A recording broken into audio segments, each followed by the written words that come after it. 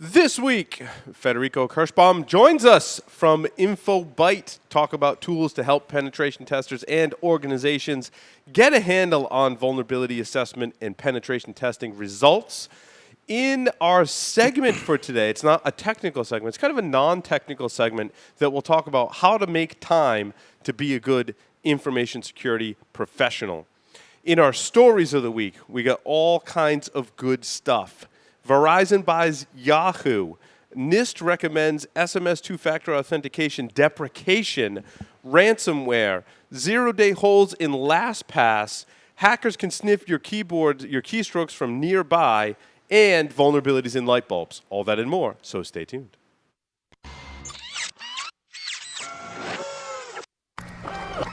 This is a Security Weekly production. Broadcasting live from G-Unit Studios in Rhode Island, it's the show where exploits run wild, packets aren't the only things getting sniffed, and the cocktails flow steady. It's Paul's Security Weekly.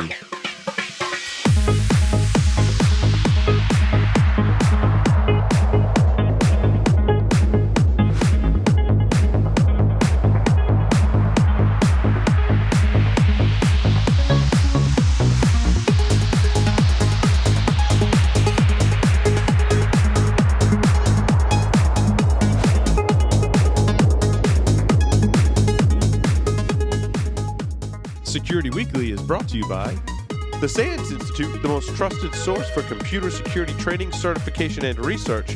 Visit SANS.org to explore the full curriculum and latest training offerings. Onapsis, the leading provider of solutions to protect ERP systems from cyber attacks.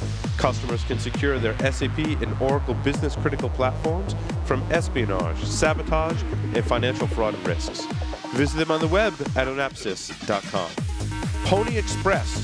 Check out their line of penetration testing devices, including the Pwn Pad, the Pwn Phone, and the Pwn Pro. For enterprises, there's Pwn Pulse, providing continuous visibility into wired, Wi-Fi, and Bluetooth spectrums across all physical locations, including remote sites and branch offices. For all those hard-to-reach places, there's Pony Express. Visit them on the web at ponyexpress.com.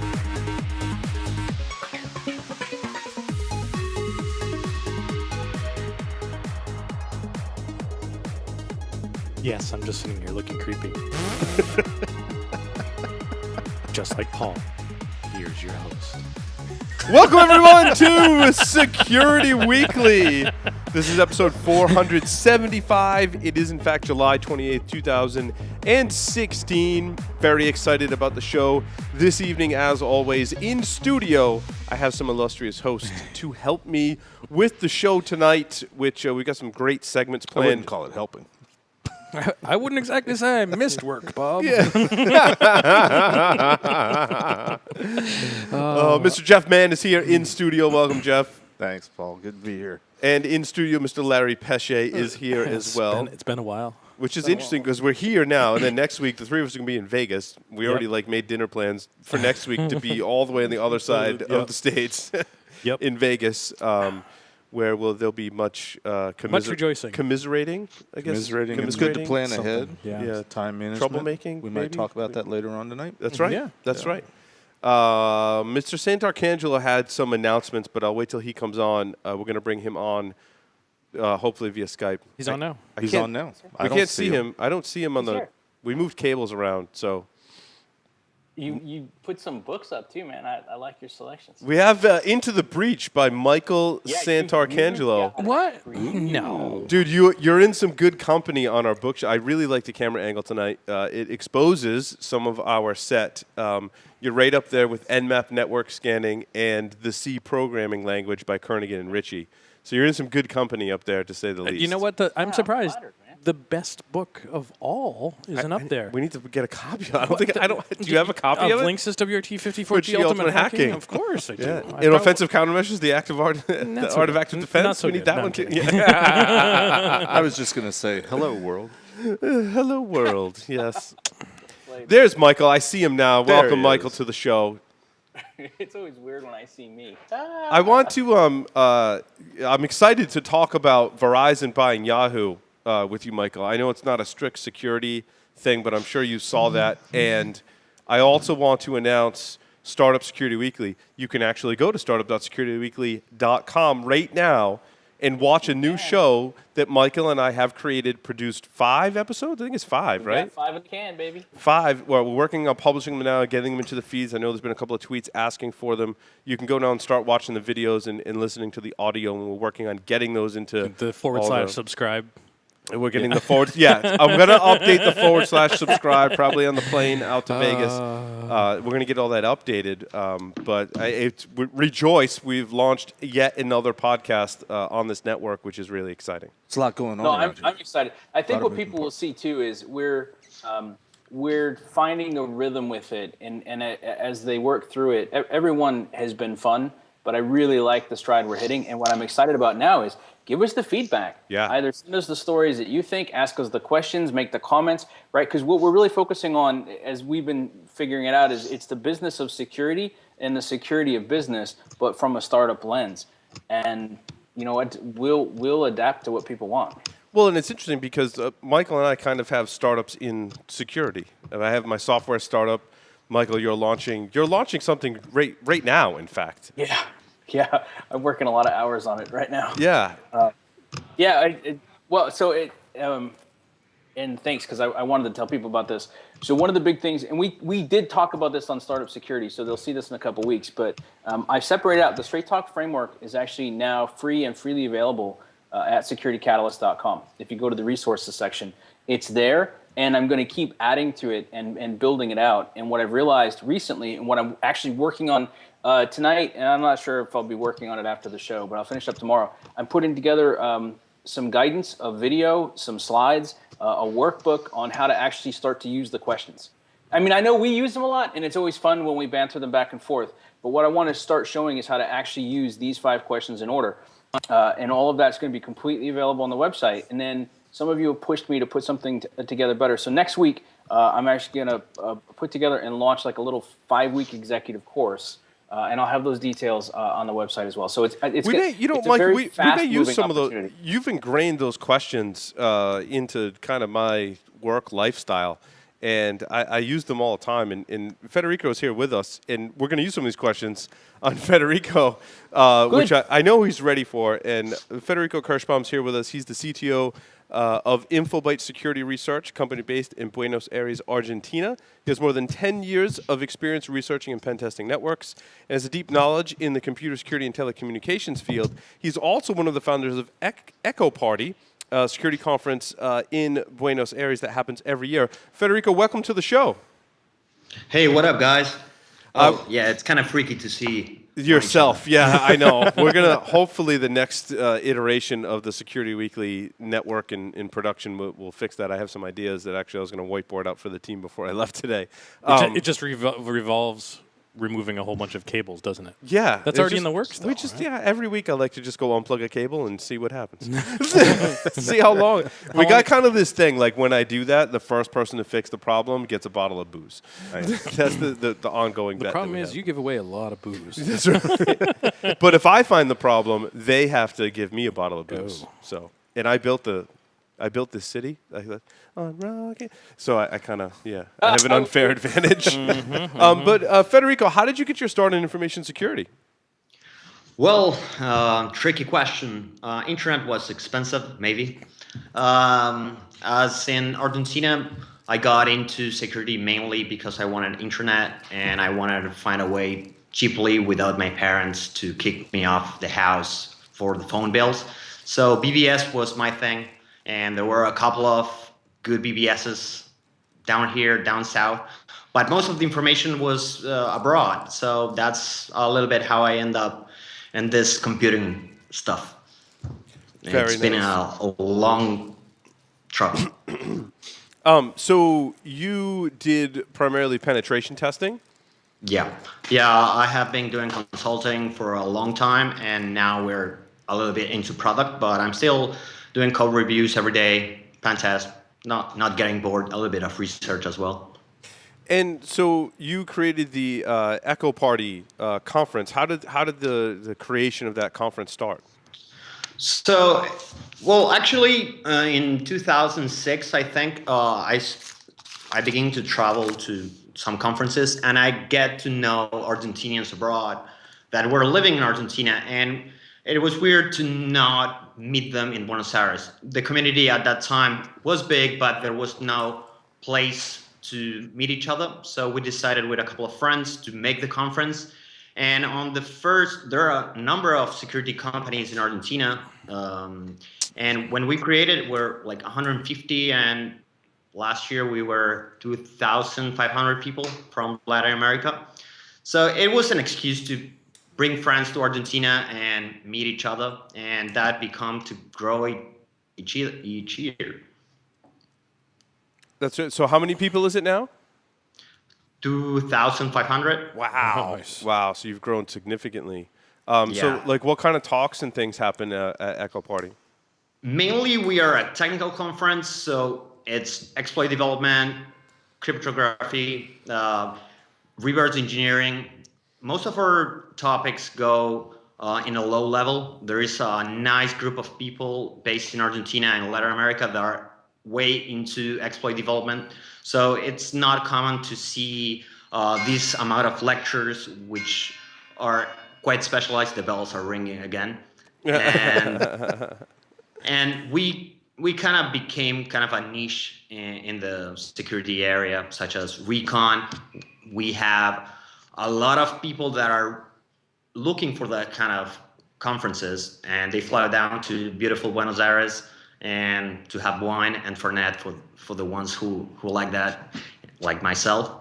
And yeah, we got a great amount of lectures that instead of going to Vegas, they come to us. So it's a small conference. You end up having a lot of friends. So if you need an excuse to come to Buenos Aires, you have one. Just a note to the production folks, the live stream audio is completely terrible, is what I'm reading. I don't have anything else other than that. I don't know what terrible means. I think it means they can't hear us. I think they can't hear us. Yep. Yeah. Yep, something like that. So if you guys could work on fixing that, that'd be great. Thank you. So at some point, Federico, you're in a similar position to John Strand and myself. You had a services company where you're providing penetration testing, and you decided to delve into the wonderful world of security products and solutions. What went behind that transition, and what was the problem? Here's the question, Michael. What was the problem you were trying to solve with that product? So there were two things. One, I hate writing reports. Most of the pen testers. Oh, yeah. We're right with you. So how can I make something make the reports for me? And the other thing was on the security area, mainly on the consulting side, it's difficult to scale. So if you want to scale doing more consulting, you need a lot of people, and I didn't want to make a really big company. So we decided like making first was a tool internally to make pen tests easier. And then a couple of my friends said like, hey, I would actually buy that. And well, now you have it.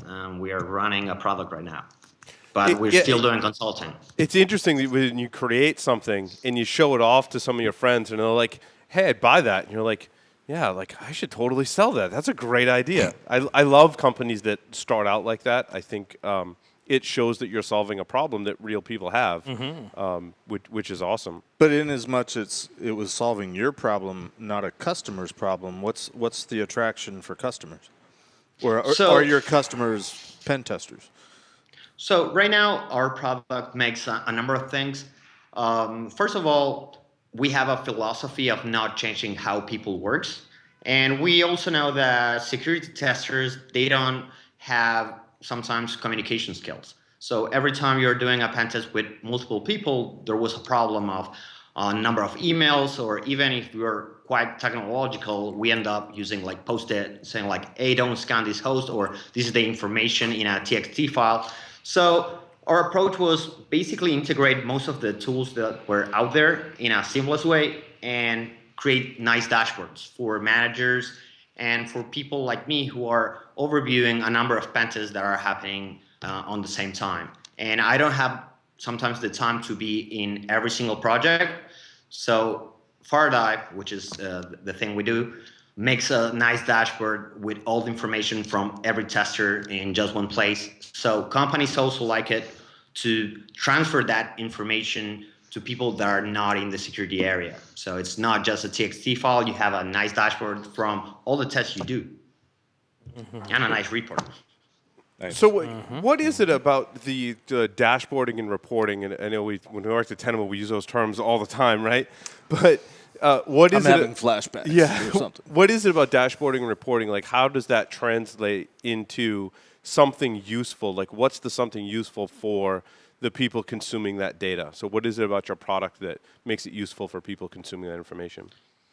So during a pen test, you create a lot of data, and that data can be showcased visually way more effectively. And it now is converted to information. So I can send you a bunch of Nmap files, a bunch of Nessus scans, but at the end of the day, you have to do the summary and make up what's the story behind that.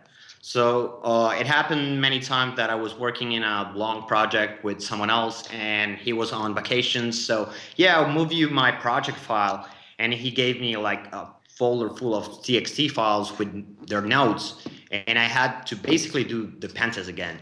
So the dashboard, or what we think about it, it's how can I attract all this information from SQL Map, from Nessus in just one place and have an easy way to create a report. So if you're having like our dashboard, you will say, okay, I have 3 criticals, but 2 of them are false positives, so I can take it out. And it's not just grepping, it's just a way, it would be easier to show you actually. Yeah, if That you would want be so nice. If you want to cut to the demo right now, Federico, that'd be great. Yeah, I think it's easier. Let me see if I can, technology. So yeah. I think we're still working on our live stream audio issue as well. I don't know if you see my screen right now. Yes. We do. Great.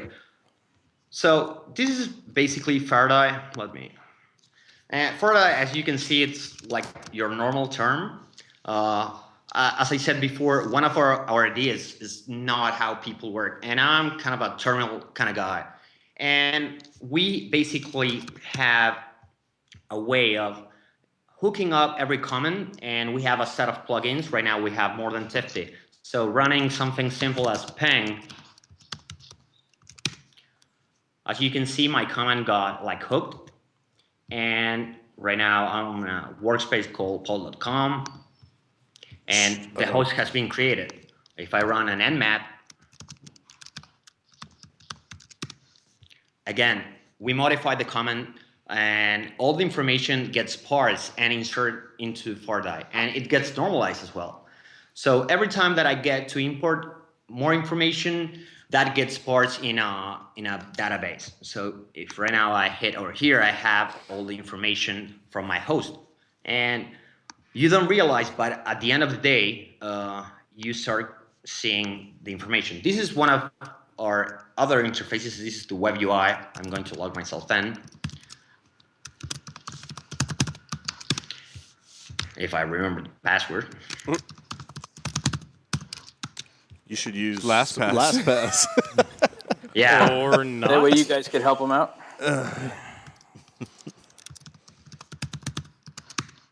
Whoa. You're typing very authoritatively, though, so I like that. We're recording your keystrokes, by the way. That's right. We can tell what's being typed just by the sound it's making. It's awesome. Well, this happens when you work on your development branch. Well, I have to check what's up on this side, but Try password. Nope. yeah, I have a nice script that basically resets my. It always works. It works when we're not streaming live. It's the demo Or not. effect. Yeah. Yeah, Live it's like demo. your live stream right now. Well, I Exactly. need to It check worked this earlier side. when we tested it. But not when we're actually doing the show.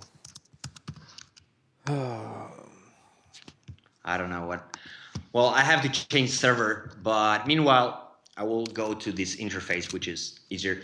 So as you can tell, I can also copy. We have a single way of integrating with like Burp Suite. So if you're running Burp Suite, we have an extender plugin.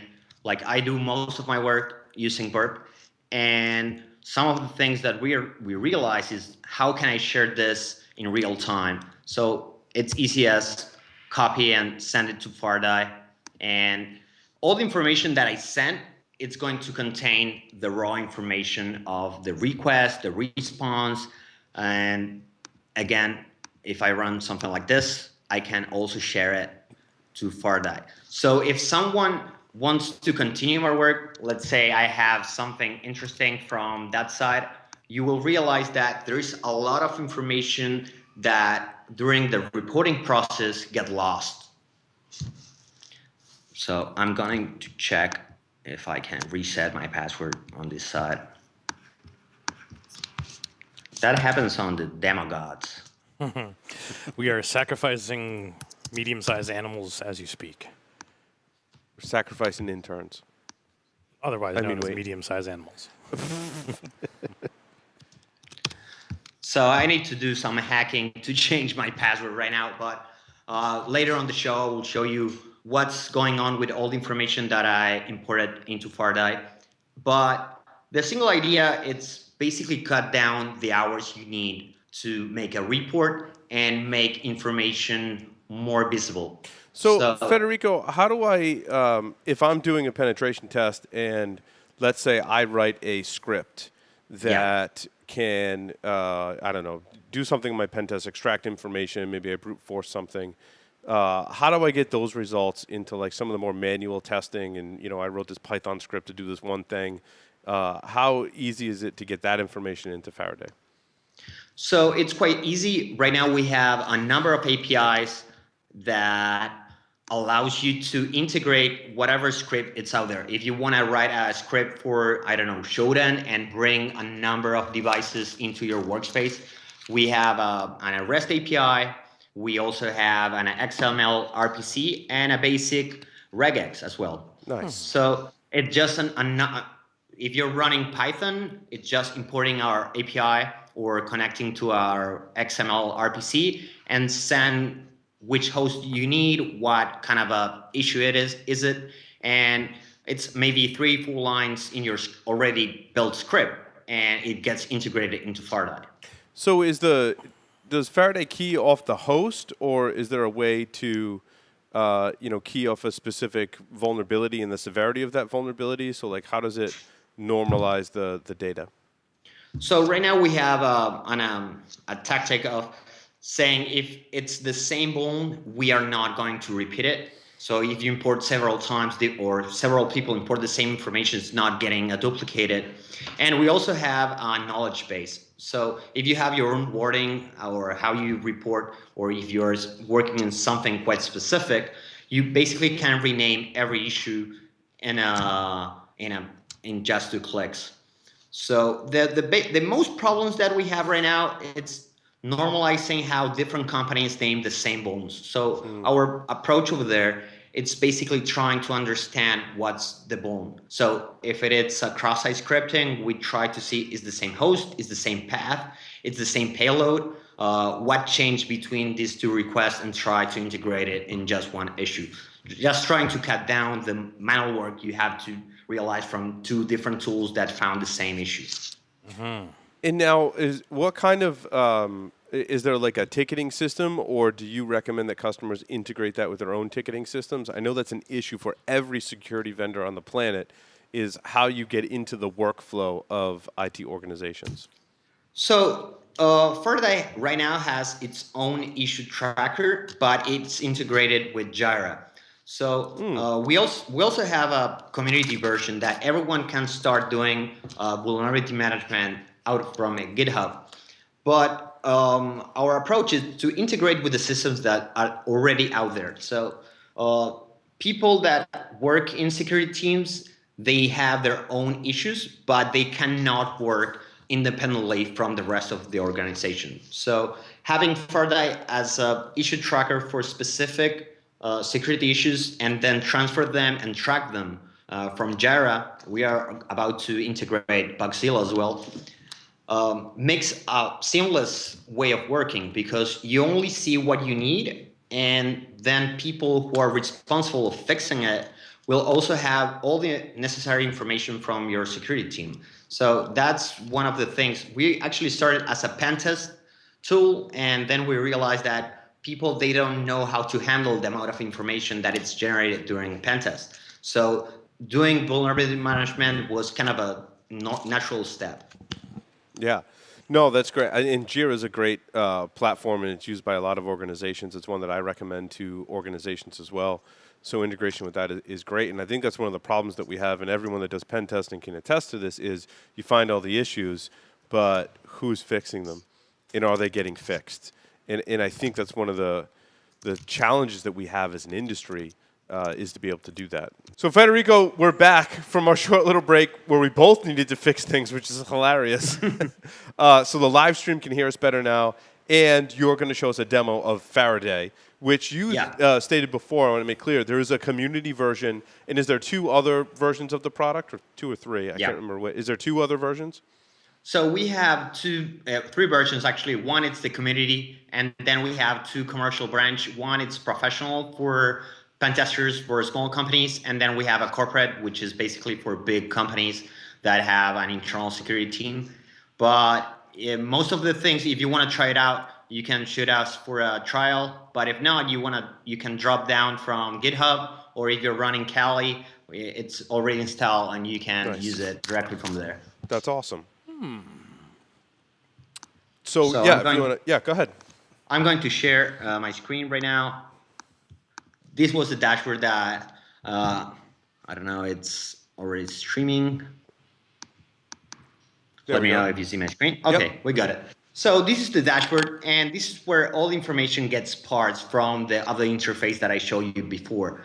If you don't like using our terminal, we also have a C Shell plugin that you can use it remotely from SSH or from your computer. Right now I'm running on my OS X, but this is the dashboard. Right now we have a number of examples. I was working on paul.com, and I open up, I get this dashboard. And this dashboard has been created just by using and running a couple of tools. Every time you say that domain, it costs Paul like $1,000. Yeah. Just letting you know. It's fine. It's fine. We're good.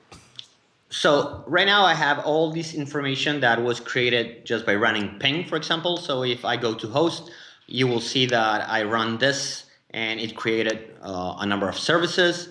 And the good thing about this is that you can search it from everywhere.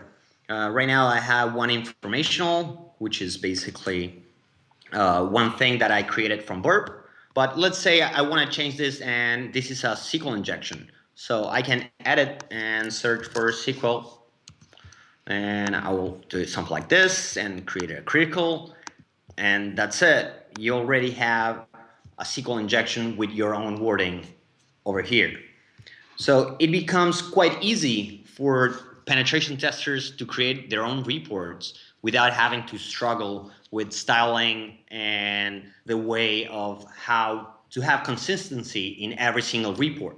And also that it's a cool thing is that you can search a lot of information. So I'm going to change workspace for a bigger one, which has a bunch of bones. So this, it's a test dashboard that we have. It's basically our regular pen test, which is maybe a week long. And you have like a lot of information, and you have which commands have been run, what they run, when they run it, all the hosts that have been created during this time. You have the time, who has been working, and when the information has been added.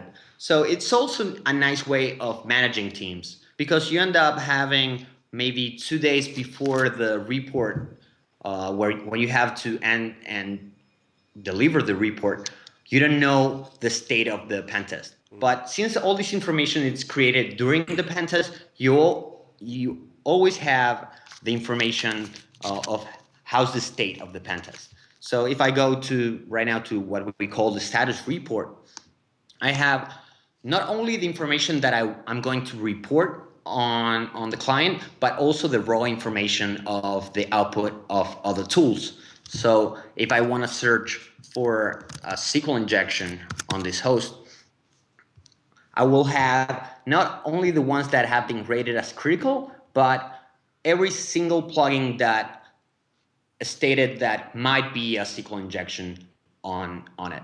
So it's a great way of managing a lot of information. And again, if I want to have all this information in one place, I can basically go to the export creation and create a new report. So I'm going to, and as you can see, we have tags. So you can tag different tools that you have run. So test, and I'm going to basically skip whatever. And you have also the other copies of the pen tests that you have run. So if you run for maybe a 3 weeks pen test and you need to do weekly reports, you have all the versions in just one place. So you stop using and sharing reports using email or using any online document system. So it's a great way. This is not a cloud-based solution. It's something that you can run in your own infrastructure, so you don't mind having the information being breached by someone if it is within your organization. So, Federico, one of the challenges that I think both internal and external pen test teams have is the remediation. So if you looked at it from, I know Larry's going to relate to this a lot. You find a SQL injection vulnerability, and you write up this awesome remediation recommendation. Like, here's the impact, here's how you fix it, here's some resources, and it just comes out awesome, right? And in the next test, you're like, oh, I found the same damn thing again. I need to go back and find where I did that before. Yeah. Which one of the 30 tests that I've done in the last however long? But also, what I think plays both externally and internally, too, is, let's say internally I find a SQL injection vulnerability. And internally, I think it's also important to say, here's how you retest for this vulnerability. Like, here's how I found it, and here's how you retest for it. And even better, how you can retest with simple tools. Yeah. So can you, like, define remediation steps and recreation of testing for that vulnerability and stick that in one spot, Federico, so that all the other pen tests that you do, you can kind of just point back to that and glob it on? Definitely. Let's say I was running a specific tool right now, but if I go over here, I also have the raw information of the issue. So let me move a little bit of this. And if another tester wants to try it out, it will have this specific request. So they can test it out again. And in order to track it, we basically use a false positive idea. So let's say you fix it, but it comes up again. Since we have all the same path, the same host, it will turn over and say like, hey, this specific bone that you marked as false now became true. So it's basically making a delta between the information that you used to have and the information you have right now. And if you work every single time on the same platform, it gives you tools for making trends and making basically deltas between pentest 1 and pentest 2. What changed? The amount of bones that change. And you can understand how things got fixed over time. And what about for remediation recommendations? Can you centralize that across multiple penetration tests and say, like, here's my database of SQL injection remediation? Yeah. The knowledge database, it's customizable. You can basically edit the database and add your own wording. So if you have specific remediations for a number of tests, any person can edit and add it to this database and use it. So you don't have to redo your work several times. Just by editing and adding over time, it will create a great knowledge base. Right now, on the next week on Vegas, that I'm sure most of you are thrilled to go, to Hell Week, we will be introducing the new version of Faraday Black Hat. And the basic idea of the next thing on Faraday, it's how things evolve over time. So right now, what we have, it's a structure that you had to change manually, but right now on the next version, it's going to be something every time a pen tester writes a new issue, it's going to get added. So at the end of the year, you will have something to not copy and paste again. That's something many pen testers do, and they copy things from one report to other, and then one customer name gets leaked, and well, you know that. Uh-huh. So I mean, we've never had that That's happen. never happened. Never seen never that. happened. But also from just an enterprise perspective, if you're running any of these tools internally, you have an internal pen test team, you have some vulnerability management, you have any other tool that can identify a weakness in your systems, conceivably you could include that inside of Faraday and use that to then link to Jira and create tickets for people. Yeah, and for example, I'm going to download a report. The output of our report, it's basically a Word output. So the report itself, we use a templating engine, so it's quite easy to modify. Actually, I have something over here. We are using Jinja 2 for those ones that use Django. It's something you have seen before. And it's easy to create your own style without having to record to us. So all the information that I created, all the graphs, the description, the path, it's over here. All the screenshot, the evidence. So this is basically a test report, but you get quality reports over time without having to mess with the style. So even somebody from QA that QAs your report can give you the perfect report for the platform, and then have it once over time without having pen testers to deal with tables and styling and running around before midnight to deliver a report. It's interesting, Federico. I've spoken to a lot of organizations over the years about doing vulnerability management, patch management, and penetration testing.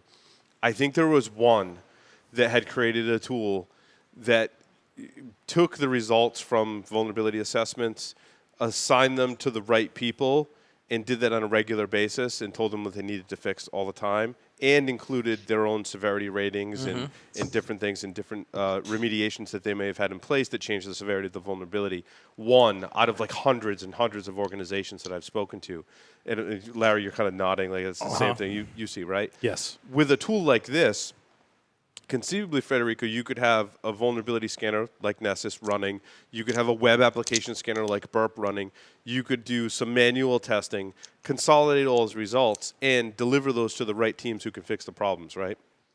Yeah, and also one of the things that it's really interesting in our field, it's that normally we are seen as that we do black magic, and that we run some specific spells and things go wrong and it's all our fault. But using tools like this helps integrate the security teams into the integration environment. So if you're working with DevOps and you share one access to this dashboard, we have like a number of profiles.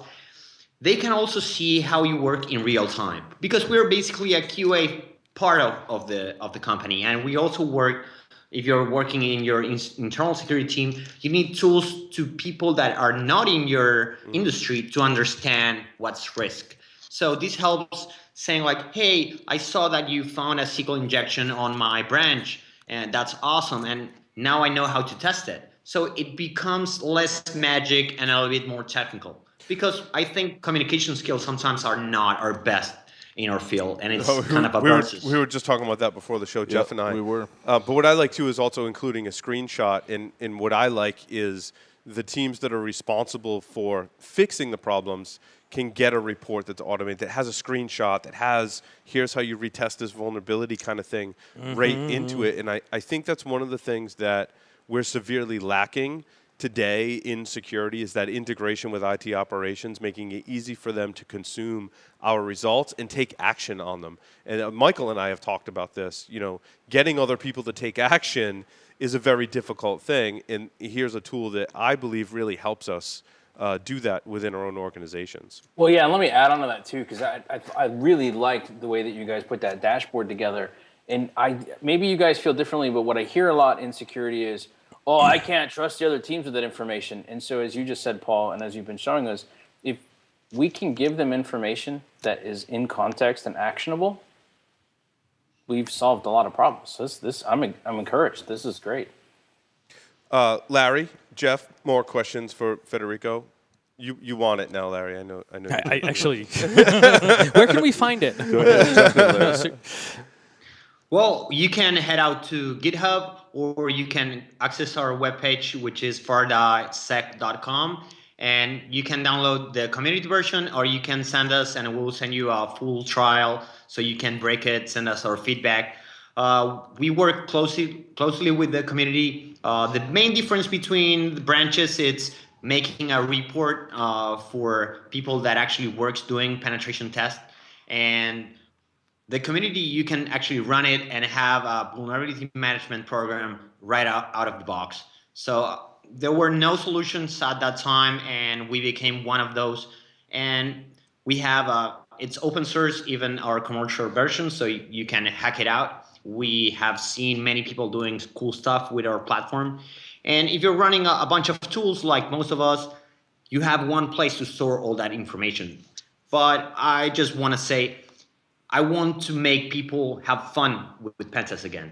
That's something that we really try with the team. And sometimes pen tests, it's kind of a commodity. But if you enter with gamification, you learn every time, hey, that guy ran this command and got, I don't know, arbitrary code execution running this script. So people also learn how pen test is done and how different people works, because there are not two pen testers alike. No, this is great. Jeff, more questions? Yeah, Federico. so Faraday works with a bunch of different products. Do they come with the product, or they work with whatever the customer happens to have already? It happens, we try to integrate with the most known tools out there, open source, commercially. So most of the tools that are used are already there, and having new plugins, it's something that you can create an issue on GitHub and we'll create it as soon as possible. Right now, if you come up with some tools that we don't support, we will create it. But still, we have a nice community that it's creating new plugins every single time. And I think in the last year, we added about like 20 or 10. Yeah, I really like the extensibility factor. I like the fact that I can create, when I create Python scripts for a pen test, I can just link those results and send them in. That's extremely useful. Larry, I don't know if you run into that, right? You write some kind of, even if it's like the most ridiculous small little script, you're like, but now I got to take this manual data, I got to format it, I got to distill it down for someone to consume it in a Word document report. Like, this makes it so easy to do that. That's what I really liked about the Faraday product. And also, if you're working with something quite sensitive and people or your clients are not used to having a pen test, you can show them and give access to this dashboard, and they can see you in real time do the pen test. So even though that some people wouldn't like it, it's an assurance for the client, because I'm saying, like, this is how I'm working. This is how I found most of the stuff, something that you can replicate. But they have a sense of overview of how you work, especially if you're in quite sensitive networks, because they know that you didn't went over scope. They have the raw information of your tools. So it's a win-win for many people. And Federico, you're going to be at Black Hat. Where in the whole Black Hat madness do you fall in that conference? In the bar? No. See you there. No. Do you like fruity rum drinks? I will be in August 4 at the Arsenal. I will be giving two presentations, one on the Arsenal Theater, and the other one, it's a classic Arsenal where you can come up. I will be showing the community version. So if you're around, I will be there having a beer and enjoying the small heat of Vegas. Nice. Very nice. Federico, it is now time to play 5 Questions with Security Weekly. Are you ready? Ready. 3 words to describe yourself. ADDH, quite Argentinian, and loud talker. If you were a serial killer, what would be your weapon of choice? A toothbrush. If you wrote a book about yourself, Where's what Carlos? what would the title be? That is fun. Come again, which is the... If you wrote a book about yourself, what would the title be? I'm still thinking about the title. In the popular game of Ask Grabby Grabby, do you prefer to go first or second? First. Choose 2 celebrities to be your parents. Alive, dead, fictional or otherwise. 2007 Britney Spears, and... I like how we had the vintage in there. It's very important to specify the vintage. Especially with Britney which Spears. vintage Britney Spears, and I agree with your 2007 vintage. Yes. And I would go with 70s Eric Clapton. Excellent, Oh. excellent. I like the vintage specification. That was awesome. Because with both of those, the vintage is It's important. yes. Federico, very nice to have you on Security Weekly. We thank you for your support. Of course, Faraday is a proud sponsor of Security Weekly. I will see you at Black Hat next week, and everyone should check you out in the Arsenal Talks. Thank you very much. Stay tuned. More Security Weekly coming up next.